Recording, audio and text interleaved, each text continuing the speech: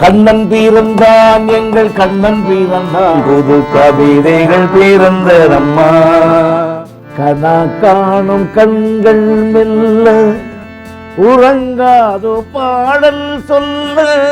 நம்ப மாட்டீங்க, நைட் அப்படியே நான் வீட்டில் படுத்துக்கினேன், திடீர்னு எனக்கு ஒரு முழிப்பு வந்துருக்கேன். முழிப்பு வந்து நான் அந்த பாட்டை பார்த்துட்டு தூங்கவே இல்லை, நானே அழுதேன்.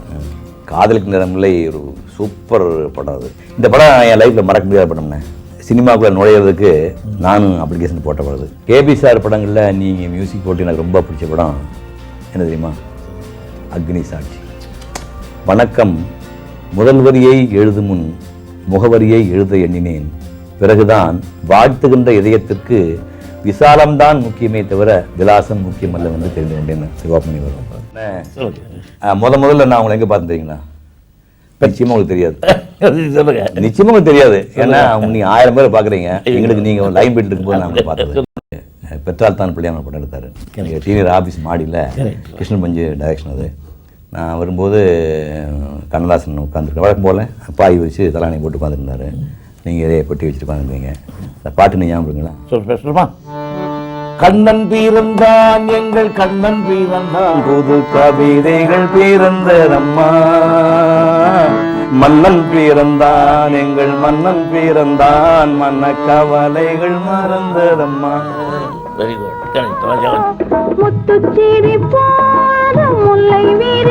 அது என்னன்னு தெரியல, இந்த பெரிய பெரிய பாடலாசிரியர்களுக்கு ஒரு கண்ணன் மேலே பெரிய பிரீத்தி. கண்ணதாசன் வந்து எக்கச்சக்கமாக வந்து கண்ணனை பற்றி எழுதியிருக்காரு. அதே மாதிரி அந்த காலத்துல பார்த்தீங்கன்னா பாரதியார் அவர்கள் வந்து காக்கை சிறகனிலே நந்தலாலா நிந்தன் கரிய நிறம் தோன்றுதையே நந்தலாலான்னு ஒரு பாட்டு எல்லாருமே கண்ணனை பற்றி எழுதியிருக்காங்க. இந்த பாட்டு தான் முதல்ல உங்களை நான் கம்போஸ் பண்ணி பார்த்தேன். ஆமாம், ஸ்ரீதர் சார் டைரக்ட் பண்ணி ப்ரொடியூஸ் பண்ண படங்களில் காதலுக்கு நேரமில்லை ஒரு சூப்பர் படம் அது. இந்த படம் என் லைஃப்பில் மறக்க முடியாத படம்னே. சொல்லுங்க. அதாவது சினிமாக்குள்ளே நுழையிறதுக்கு நானும் அப்ளிகேஷன் போட்ட படம். ஆமாம், ஸ்ரீதர் சார் என்ன பண்ணார், கல்லூரி மாணவர்கள் வந்து கதாநாயகன் நடிக்கிறதுக்கு நீங்கள் விண்ணப்பிக்கலாம்னு போட்டிருந்தார். கிட்டத்தட்ட ஒரு 5000 பேர் இதில் விண்ணப்பம் பண்ணியிருந்தாங்க. இல்லை நானும் இதில் விண்ணப்பம் பண்ணேன். பட்டு அதிர்ஷ்டம் வந்து ரவிச்சந்திரனுக்கு போயிடுச்சு. இன்னொரு விஷயம் என்னென்னா, இந்த நான் ஓவியக் கல்லூரியில் ஒரு 6 ஆண்டுகள் படித்தேன். படிக்கும்போது இந்த லீவு நாட்கள்லாம் வந்து வெளியூர்களுக்கு போய் படம் வரைகிறது பழக்கம். பொள்ளாச்சி வந்து எங்கள் மாமாவோட ஊர். அங்கேருந்து ஆலியார் டேம் கிட்டத்தட்ட ஒரு 10-20 மைலுக்குள்ளே வரும். டேம் கட்டுறதுக்கு முன்னாடி அந்த இடத்துக்கு சைக்கிளில் போய் அந்த சுற்றி இருக்க மலைகளையும் அந்த ஏரியாவை வந்து நான் வரைஞ்சி வச்சு இன்னும் படம் என் கையில் ரெக்கார்டு இருக்குது. திடீர்னு ஒரு வருஷம் கழிச்சு திரும்ப அங்கே போனால் அப்போ ஒரு பெரிய நீர்த்தேக்கம், ஒரு கெஸ்ட் ஹவுஸு, உங்கள் படம் விஸ்வநாதன் வேலை வேண்டும்னு ஒரு பாட்டில் வரும்போது அசத்திட்டாங்க. அந்த படத்தில் உங்களுக்கு பிடிச்ச பாட்டு எதுனா? எல்லா பாட்டு பிரமா பாட்டு தான். எனக்கு பிடிச்ச பாட்டு மட்டும் இல்லை, சுப்புடுன்ற ஒரு கிரிட்டிக்கல் காரணம்ல ஒரு கிரிட்டிக்கா ஒரே அவர் அடிக்கடி சொல்லக்கூடிய பாட்டு, நாளாம் நாளாம் திருநாளாம் நம்பிக்கும் நம்பிக்கும் திருநாளாம். இந்த பாட்டு எப்படின்னா, ஒரு நாளைக்கு இந்த வலையப்பட்டி அவங்களுடைய அசோசியேஷன்ஸ்ல ஒரு பாராட்டு விழா கொடுத்தாங்க எனக்கு. சரி, அதே பாராட்டு விழாவில் இவருக்கும். சரி, அப்போ அவர் அதை மைக் முன்னால் சொன்னார், சரி இன்னைக்கு எம்எஸ்விக்கும் பாராட்டு கொடுக்குறாங்க, இப்போ எனக்கு வாழ்க்கையில் இன்றைக்கி தான் என்னுடைய நாளாம் திருநாள் இன்னைக்கு எனக்கு. அவர் ரொம்ப பிடிச்ச பாட்டு அது. அந்த பாட்டு வந்து எப்படின்னு கேட்டிங்கனாக்கா, நாங்கள் வந்து ஆலிவுட் டவுனுக்கே போயிட்டோம். சரி, ஷூட்டிங் நடந்துகிட்டு இருக்காச்சு, அங்கே கம்போஸ் பண்ண பாட்டு இது. அப்படியா? நானும் கவிஞர் கண்ணதாசன் அவர்கள் எங்களோட அசிஸ்டன்ஸ் எல்லாம் போய் அங்கே தான் அந்த அந்த ஸ்பாட்டில் கம்போஸ் பண்ண பாட்டு இது. அந்த படங்களில் வந்த பாட்டில் உங்களுக்கு ஈஸியாக கம்போஸ் பண்ணது எது? அதுதான் அனுபவம் புதுமை ஒன்று இருக்குதுல்ல, விஸ்வநாதன் வேலை வேண்டும், என்ன பார்வை உந்தன் பார்வை ஒன்று இருக்கு, காதலிக்கு நேரம் இல்லை, ஒரு 15 நிமிஷத்தில் எழுதிட்டார். அப்படியா? சிவாஜி படங்களில் அதிரடியாக வந்த படங்கள் ஒன்று இதுவரைக்கும் சேலஞ்சாக இருக்கிற படம் வந்து தெய்வமகன். அதில் அந்த தெய்வமே ஒரு பாட்டு ஒன்று வரும்ல. இப்போ அந்த மாதிரி பாட்டெல்லாம் இப்போ அதாவது இப்போ சிவாஜி நடிப்புக்கு பார்த்துட்டு நீங்கள் மியூசிக் போட்ட மாதிரி ஒரு ஃபீலிங் வருது. பட் இப்போ நடிகனுக்கு வந்து உங்கள் பாட்டை பார்த்து இன்ஸ்பைர் ஆகி தான் அவங்க ஆக்டர் நடிக்கிறாங்க. அது எப்படி இப்போ கதை கேட்டுட்டு நீங்கள் ஒரு நாள் 2 நாள் டைம் எடுத்துகிட்டு கம்போஸ் பண்ணுவீங்களா, இல்லை கேட்டவுடனே பண்ணிப்பீங்களா? அது என்ன கேட்டிங்கன்னா, அந்த கதையில் அது ரொம்ப முக்கியமான ஒரு சீக்வன்ஸ். ஆமாம், கிளைமேக்ஸ் மாதிரி அது. அம்மாவை பார்க்கணும், அம்மா அப்பா இருக்காங்கன்னு தெரிஞ்சு பாவம் கஷ்டப்பட்டு வந்து போய் வந்து பார்த்தா அவருக்கு தலகால புரியாத சந்தோஷம் தாங்கலை, எமோஷன். ஸோ இதெல்லாம் வரும்போது கவிஞருக்கு ஸ்ட்ரைக்கான பல்லவி, ஒரே பல்லவி, தெய்வமே தெய்வமே. இந்த தெய்வமேல 2-3 வித்தியாசமான தெய்வம் இருப்பாங்க. அழுத்துங்களாமா? அந்த அந்த உச்சரிப்புல வித்தியாசம். உச்சரிப்பு. தெய்வமே தெய்வமே நன்றி சொல்வேன், தேடினேன் தேடினேன் தேடினேன் தேடி தேடினேன். தெய்வமே தெய்வமே நன்றி சொல்வேன் தெய்வமே. அதே மாதிரி ஞான ஒளி படம் வந்து அவர் மேஜர் சுந்தரராஜன் நாடகம் போட்டது அதிரடி நாடகம். அதாவது தமிழ்நாடு பூரா வடநாடுலாம் ஒரு நடிச்ச நாடகம். அது சிவாஜி வந்து மேஜர் பண்ண ரோலை பண்ணார். அது வந்து தேவனே தேவனே ஒரு சாங் வந்து அது அந்த சாங் தான் உங்களுக்கு ஒரு ஒரு ஒரு அந்த சப்ஜெக்ட் முழுக்க கிறிஸ்டின் சப்ஜெக்ட் அட்மாஸ்பியர். அதில் வந்து இவருடைய நிலை, அந்த அந்த சோகம், அந்த சஸ்பென்ஸு, இவர் என்ன ஆவாரோங்கிற ஃபீலிங், மகளையும் பார்த்தார், குடும்பம்லாம் சேர்ந்து போச்சு. ஸோ இது ஒரு சர்ச்சில் போய் ஒரு பாடுறங்கிற ஒரு பாட்டுக்கு செய்த பாவங்கள்லாம் மன்னிக்கணுங்கிற ஒரு ஃபீலிங்கு. ஸோ இந்த பாட்டுக்கு நீங்கள் நினைக்கிறீங்களா, நாங்கள் என்ன டைம் எடுத்துருக்கோம், எப்படி உழைச்சிருக்கோங்கிறத பிஷப் 2-3 பேர் அந்த காலத்தில் ரொம்ப பாப்புலர் பிஷப்பு உட்காந்து கம்போஸ் பண்ணும்போது அந்த துணிகள்லாம் கேட்டீங்கன்னா பாருங்க, தேவனே என்னை பாருங்கள் தருளாரேரா தரே தரே நன்னன்னா தானனா நானே நானனா தானனா நானே நானனா நானே நானே நான் இல்லையா. ஓ மை லார்ட், அந்த இந்த கார்டில் நோட்டு, ஓ மை லார்ட். அப்போ அந்த சுதிக்குள்ள அந்த அந்த அந்த ரிதமுக்குள்ள மெட்டு வரணும், அதை பாடணும், அதில் கருத்து வரணும். அந்த ஓம் எல்லாரும் செய்த பாவங்கள்லாம் மன்னிப்போனாக்கா அவங்களுக்கு தான் தெரியும் அந்த வார்த்தைகள் என்ன சொல்லணும், எது எப்படி பண்ணணுட்டு. இவ்வளவும் போட்டு அந்த பாட்டை பாட வைக்கிறதுக்கு யார்? ஒரே ஒரு டிஎம்எஸ் தான். ரொம்ப லேட்டாக கொடுத்துருக்காங்க பத்மஸ்ரீ போட்டாங்க. அந்த பாட்டு அவரை தவிர அதை தெலுங்குல எடுக்க வேண்டிய ஒரு சந்தர்ப்பம் வந்தப்போ கூட அந்த பாட்டு அவரை தான் பாட வச்சார். நான் இப்போ இது மாதிரி படங்கள்லேயே இப்போ நீ சொல்லும்போது தான் பிரித்து உங்கள் மியூசிக் பார்க்க வேண்டியிருக்கு. ஒரு மிகச்சிறந்த படமும் போது உங்கள் மியூசிக்கு, பாடனாளுடைய சாமர்த்தியம், நடித்தவங்க எல்லாம் யூனிக்காக போய் மக்களை வந்து யூனிக்காக அந்த இடத்துக்கு சுச்சுவேஷன் ஃபீல் பண்ண வைக்கிறது தான் ஒரு மிகச்சிறந்த படம். அந்த மாதிரி அந்த படங்களை ஹிட் ஆன காரணமே இந்த மாதிரி எல்லாருடைய டீம் ஒர்க்கு. அது எப்பவுமே சொல்லுவேன், எங்கேயும் சொல்லுவேன் நான். ஸோ அவ்வளோ பெயின் எடுத்துக்கிட்டு, ஏன்னா அது மாதிரி சப்ஜெக்ட் நல்ல விஷயம், அது மாதிரி இன்னொரு சான்ஸ் நமக்கு கிடைக்கக்கூடாதுன்னு ஒரு டெக்னீஷியனும் ஃபீல் பண்ண. எனக்கு அந்த மாதிரி உங்களுக்கு அப்போ வரல பல படங்கள் பின்னா இது ஹிட்னா அதோட ஹிட்டு, இது அதோட ஹிட்னா அப்படியே போகுமே தவிர அபூர்வமாக ஹிட்டுங்கிற மாதிரி எல்லாம் அந்த மாதிரி ஒரு சந்தர்ப்பம் திருப்பி நமக்கு கிடைக்குமா அப்படின்னு ஒரு ஆர்வம் தான். அதை யூஸ் பண்ணிக்கணும் அப்படிங்கிற ஒரு ஆர்வம் எனக்கு மட்டும் இருந்தால் போகாது, எங்களுக்கு எழுதுறவருக்கு, நடிக்கிறவருக்கு, பாடுறவங்களுக்கு, எடுக்கிறவங்களுக்கு இவ்வளவும் சேர்ந்து தான் அந்த பாட்டுடைய வெற்றி. அதை ஒரு நாளைக்கு நான் நம்ப மாட்டீங்க, நைட் அப்படியே நான் வீட்டில் படுத்துக்குனேன், திடீர்னு எனக்கு ஒரு முழிப்பு வந்தது. முழிப்பு வந்து நான் அந்த பாட்டை பார்த்துட்டு தூங்கவே இல்லை, நானே அழுதேன். அவ்வளோ உணர்ச்சி அந்த அந்த பாட்டினுடைய காம்போசிஷன். அது நான் பண்ண மாதிரி எனக்கு தோணலை. அப்போ உயர்ந்த மந்திரன் வந்து என் வாழ்க்கையில் மறக்க முடியாத ஒரு படம். உயர்ந்த மந்திரன் எனக்கு ஒரு பாட்டு போட்டிருந்தீங்க, என் கேள்விக்கு என்ன பதில். அதாவது என் லைஃப்பில் மறக்க முடியாத ஒரு பாட்டு. அதாவது டான்ஸு ஆனா ஒன்றும் தெரியாத காலகட்டத்தில் சிவாஜிக்கு பாட்டு ஷூட் பண்ணும்போது என்னை கொடைக்கானல் கூட்டி போயிட்டு சோப்ரா மாஸ்டர் மதுரை ராமன் ஒருத்தர் அசிஸ்டண்டாக இருந்தார். அவன் வந்து மிகப்பெரிய டான்ஸர், அற்புதமாக பண்ணுவான். பட் அந்த காலத்துக்கு முன்னே பிடிவாள டான்ஸ் வருதோ வரையும் அவன் அற்புதமாக ஆடி காட்டி நம்ம ஆடிச்சுடுவாங்க, நமக்கு ஒன்றுமே தெரியாது. அது புல்லுக்குள்ளே வந்து ரவுண்டில் அடிக்கிறது ஈஸி இல்லை. ரொம்ப படாத பாடுபட்டு அரையும் குறையமாக ஆடி முடித்தேன்.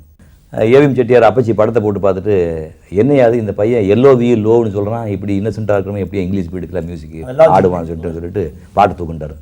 எனக்கு ரொம்ப வருத்தமாக போயிடுச்சு. அப்போ சரவணன் சார், முருகன் குமரன்லாம் என்ன பண்ணாங்க, மியூசிக் மட்டும் மாற்றி கொடுக்குறாங்க, எப்படியாவது ரிக்வெஸ்ட் பண்ணி அந்த பையனுக்கு பாட்டு கொடுத்து ஆகணும்னு சொல்லிட்டு கிளாசிக்கல் அந்த டியூனை போட்டு நீங்கள் சரணம் எல்லாமே நீங்கள் அதை மாற்றி கொடுத்துருங்க. இப்போ படங்கள்ல எல்லாம் பார்க்குறதே அந்த பீஸ் தான், மறக்க முடியாது. நடை போடும் பொன்மையிலே. அதில் இன்னொரு விஷயம் அந்த பாட்டில் கேட்டிங்கனாக்கா, அந்த பாட்டு ஒரு அந்த ஒரு கோயிலில் ஒரு அர்ச்சகர் ஒருத்தர் இப்போ இருக்கார், அவர் வந்து இந்த பாட்டே பைத்தியமாக இருந்து அர்ச்சனை பண்ணும்போது கூட என் கேள்விக்கு என்ன பதில்னு பண்ணிட்டாங்க. சில பாடல்கள் வந்து எப்போவுமே நம்ம மனசில் நிற்குதுனாக்கா அதில் எல்லாமே ஒரே ஒரு பாயிண்ட் சொல்கிறேன் உங்களுக்கு. அவரை மறந்து போய் தானே அந்த அந்த அர்ச்சனை கூட பண்ணிருக்காரு. அர்ச்சனையே மறக்குதுன்னா அப்போ அந்த பாட்டு இந்த அளவுக்கு மனசில் இடம் பிடிச்சிருக்கு. அப்போது அந்த பாட்டில் ஒரு பாட்டினால ஒரு ஆர்டிஸ்ட் ஒரு காலகட்டங்களில் இப்போ தெய்வம் தந்த வீடுன்னா ஜெய கணேசன் சொல்லுவாங்க. ஆமாம், இது சத்தியம் இது சத்தியம்னா அசோகரை சொல்லுவாங்க. ஆமாம், நல்ல அது மாதிரி உங்களுக்கு ஒரு பாட்டை வச்சு அந்த காலத்தில் அவ்வளோ பரவாயில்ல. கேபி சார் படங்களில் சொல்லத்தான் நினைக்கிறேன் வந்து உண்மையிலேயே அவருடைய படைப்புகளில் அற்புதமான படைப்பு. இன்றைக்கி படம் பார்த்திங்கன்னா கூட அது பாலச்சந்தருக்கு வயது 14ன்னு குமுதத்தில் ரிவ்யூ பண்ணியிருந்தாங்க. அந்த அளவுக்கு இளமை துள்ளக்கூடிய செய்திகள் சொல்கிற படம், அற்புதமான படம் அது. அதில் ஒரு அந்த சொல்லத்தான் நினைக்கிறேன் நீங்கள் ஒரு பாட்டு பாடியிருப்பீங்க. அந்த பாட்டிலேயே பார்த்திங்கன்னா 3 பெண்களும் மாற்றி மாற்றி இவனை லவ் பண்ணுறாங்க. இது யார் கிடைப்பான்னு புரியாமையே அந்த டேக்கிங்லேயே வந்து அற்புதமாக பண்ணியிருப்பார். படம் முடியும் போது 3 கேளுமே கிடைக்காம போகும்போது சொல்ல நினைத்தது சொல்லாமல் போனதுன்னு நீங்களே அதில் ஒரு விருத்தமாக இதில் பாடியிருப்பீங்க. அந்த சவுண்டை கேட்டு தான் நான் எமோஷனலாக நான் அதை அந்த பண்ணியிருந்தேன். அந்த கம்போசிங்கில் நான் சொல்கிறது எக்ஸ்பிரஷன் வராதோன்னு சரி அவருக்கு ஒரு சந்தேகம். சரி, அதை நான் பாடும்போது அந்த பெயினபிள்லாம் இருக்குல்ல. ஆமாம், சொல்லத்தான் நினைக்கிறேன் உள்ளத்தால் துடிக்கிறேன் வாயிருந்தும் சொல்வதற்கு வார்த்தையின்றி தவிக்கிறேன் சொல்லத்தான் நினைக்கிறேன். நீங்க பாடினா பெட்டர், இல்லைன்னா இந்த பாட்டை வேணாம் அப்படின்ட்டார். சரி, அது ட்ரை இல்லை வேண்டாம், அந்த ட்ரை பண்ண வேண்டாம், இது இப்படியே நீங்கள் பாடுங்க, இதுக்கு லிப்புமெண்ட்லாம் பண்ணிடுறேன், அப்போவாது பாடுங்க அப்படின்னு. உங்களுக்கு எப்படி அட்ஜஸ்ட் பண்ணிக்கிறது படத்துலேயே கிட்டல. ஆமாம், ஒரே டேக்கில் அந்த பாட்டு பாடிட்டீங்களா? அதுதான் என்ன பண்ணேன். இந்த பாட்டு நான் இப்படி பாடியிருக்கேன் இல்லையா, இதில் வந்து என் கூட பாடுறது ஜானகி அம்மா. அந்த அம்மா வந்து கொஞ்சம் சில பேருக்கு சில கற்பனை ஜாஸ்தி வரும். ஆமாம், நான் சொல்லி கொடுத்தத விட நல்லா வந்தேன்னா பேசாமல் இருப்பேன். ஓஹோ, போட்டுன்னு விட்டுருவேன், இல்லைன்னா போய் சண்டை போடுவேன். இது என் கூட பாடுறேன்னு சொல்ல உடனே அதுக்கு ஒரு போட்டி வந்து அது நல்லா பாடிடுச்சு. நான் பேசாமல் கண்டு ஒதுங்கி இருந்தேன், அதை அனுப்பிச்சிட்டேன். அதை அனுப்பிச்சதுக்கப்புறம் நான் திருப்பி பாடினேன். அப்படி போட்டோ போட்டியெல்லாம் ஒரு சில பாடல்களுக்கு அதுதான் ஆர்டிஸ்ட். இதை விட ஒரு கிளைமேக்ஸ் மரவச்சரித்திரான்னு ஒரு படத்தில் அது வந்து ரீரெக்கார்டிங் நடந்துட்டு இருக்கேன். அதில் ஷெனாய் பிட்டுக்கு ஒரு ரீரெக்கார்ட் பண்ணிட்டு இருக்கேன். அதை நான் வந்து என்ன பண்ணேன், அதை நான் அவருக்கு ரிஹர்சல் கொடுக்கும்போது ராத்திரி 10 மணி இருக்கும், ஹெவி ரீல் அது. அதை வந்து அந்த ஷெனாய் பிளேயர் நல்ல பிளேயர் அவருக்கு சொல்லி கொடுத்துட்ருக்கேன். நான் சொல்லி கொடுக்குறதெல்லாம் உள்ள மைக்கில் கேட்டுட்ருக்காரு. இந்த எக்ஸ்பிரஷனே வரலை. அறந்து நைஸாக அனுப்பிச்சு கொஞ்சம் விஸ்வ கூட்டுவான்னாரு. இந்த ஷெனாயை பேமெண்ட் கொடுத்து அனுப்பிச்சிடுங்க, இந்த ரீல் முழுக்க நீங்கள் பாடுங்கன்னாரு. ஷெனாய்க்கு பதிலாக ஃபுல் ரீல் என்னோட அம்மிங் வருவாங்க ஃபுல்லாக பிரமாதமாக இருக்கும்ல. அது மாதிரி சில டைத்தில் அந்த டைரக்டர்களோட ஃபீலிங் நம்ம சொல்கிறது வரலையே, நம்ம சொல்கிறது இவர்கிட்ட தான் வரும்ங்கிற ஒரு நம்பிக்கை விழுந்துச்சுன்னா அதை அசைக்க முடியாது. பெரிய விஷயம். ஆனால் கண்ணதாசன் சாரும் நீங்களும் சம்மந்தப்பட்டு வெளியில் பெருசாக தெரியாமல் போன ஒரு அற்புதமான ஒரு படம் ஒன்று, சந்ததின்னு பேர். இந்த படத்துக்கு பேர் சந்ததி. அது வந்து மேஜர் சுந்தரராஜன் அவர்கள் வந்து ஒரு 100 நாடகம் போட்டு அதை வந்து நாங்கள் மாடர்ன் தியேட்டர்ஸில் ஷூட் பண்ணோம். ஆனால் வந்து புற்றுநோயை பேஸ் பண்ண கதை இது. நீங்கள் பல வெளியே புற்றுநோய் வர மாதிரி சொல்லுங்க. நாங்கள் உடனே என்னிடத்தில் அன்புற்று நோய் கொடுத்தான் இறைவன், சந்ததியில் விருப்புற்று நோய் கொண்டான் தந்தை, அப்போது புரியவில்லை ஆண்டவனின் வடிவம், இப்போது வருகிறது இறைவனவன் கடிதம்னு இல்லை வரிடுவார். நீங்கள் தான் மியூசிக் போட்டுருக்கீங்க. அதுக்கு என்ன ஞாபக சக்தி உங்களுக்கு? ஒன்றும் பெரிய விஷயம். நடிச்சேன், நான் தான் நடிச்சிருக்கேன். அதில் அந்த மொத்த கதையும் ஒரு 4 வரி சொல்லுங்கன்னு சொன்னாங்க. அது எழுதியிருக்காரு, இரவுக்கு வாழ்ந்த பெண்களில் ஒருத்தி, உறவுக்கு வந்தது என் வீடு, அதில் வரவுக்கு ஒன்றை வைத்த பின்னாலே செலவில் முடிந்தது என் ஏடு, வேலியில் ஒருவன் தாலியில் ஒருத்தி, யார் கடன் முதலில் நான் கொடுப்பேன், என் வேஷத்தில் ஒருவன் பாசத்தில் பிறப்பான், வானத்திலிருந்து நான் பார்ப்பேன், குழந்தை பிறகு செத்து போய்டும் சொல்லி ஒரு மாட்டிருப்பாங்க.